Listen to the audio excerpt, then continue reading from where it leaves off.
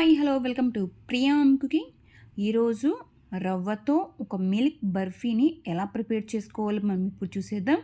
వీటిని ఎంతో సాఫ్ట్గా ఎంతో టేస్టీగా ఉంటుంది. ఇంట్లో ఇంగ్రీడియంట్స్తోనే మనం వీటిని ప్రిపేర్ చేసేసుకోవచ్చు. సో ఆలస్యం చేయకుండా రవ్వతో మిల్క్ బర్ఫీని ఎలా ప్రిపేర్ చేసేసుకోవాలో మనం ఇప్పుడు చూసేద్దాం. ముందుగా ఒక ప్యాన్ తీసుకొని ఇందులోకి 4 to 5 టేబుల్ స్పూన్ వరకు నెయ్యి వేస్తున్నాను. నెయ్యి మెల్ట్ అయిన తర్వాత ఇందులోకి 1 కప్పు వరకు సుజీ రవ్వ వేస్తున్నానండి. బొంబాయి రవ్వ అంటారు కదా.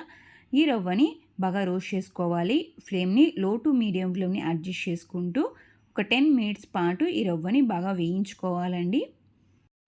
ఈ రవ్వ వేయించుకోవడంలోనే మనకు స్వీట్ అనేది ఎంతో టేస్టీగా ఉంటుంది. ఇలా వేయించుకున్న తర్వాత స్టవ్ ఆఫ్ చేసుకొని ఇందులోకి 1/2 కప్ వరకు మిల్క్ పౌడర్ వేస్తున్నాను. ఈ మిల్క్ పౌడర్ని వేసుకొని అంతా ఒకసారి బాగా మిక్స్ చేసుకోవాలి. స్టవ్ మాత్రం ఆఫ్ చేసిన తర్వాతనే ఈ మిల్క్ పౌడర్ వేసుకొని అంతా ఒకసారి బాగా మిక్స్ చేసుకోవాలి. ఇలా మిక్స్ చేసుకొని వీటిని పక్కన పెట్టేసేసుకుందాం. తర్వాత ఒక ప్యాన్ తీసుకొని ఇందులోకి 1/3 కప్ వరకు షుగర్ తీసుకుంటున్నాను. అలాగే ఇందులోకి 1/2 కప్ వరకు వాటర్ వేసుకోవాలి. షుగర్ మెల్ట్ అవ్వాలండి, పాకు రావాల్సిన అవసరం లేదు. జస్ట్ షుగర్ మెల్ట్ అయితే చాలు. చూసారు కదండి, ఇలా షుగర్ మొత్తం మెల్ట్ అయిన తర్వాత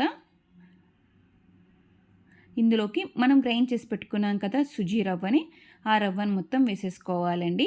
కొంచెం కొంచెంగా వేస్తూ మిక్స్ చేసేసుకోవాలి.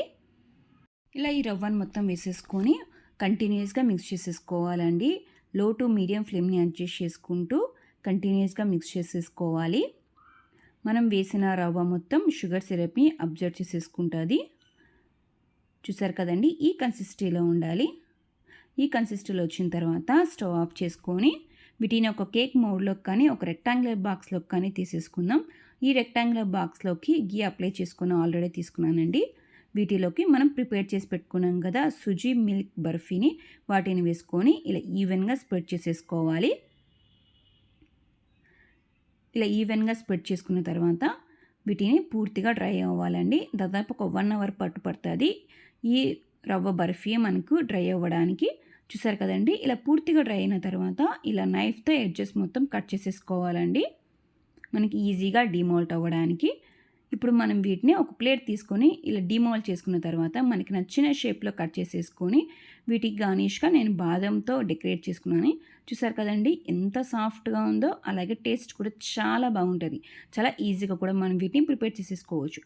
సో ఇంకెందుకు ఆలస్యం, మీరు కూడా సుజీ మిల్క్ బర్ఫీని ఒకసారి ట్రై చేయండి. ఎలా ఉందో కమెంట్ బాక్స్లో తెలియచేయండి. రెసిపీ మీకు నచ్చినట్లయితే మీ ఫ్రెండ్స్కి రిలేటివ్స్కి లైక్ చేయండి, షేర్ చేయండి, కమెంట్ చేయండి. ఇలాంటి ఎన్నో రెసిపీస్తో మరి మీ ముందు ఉంటాను. Thank you for watching.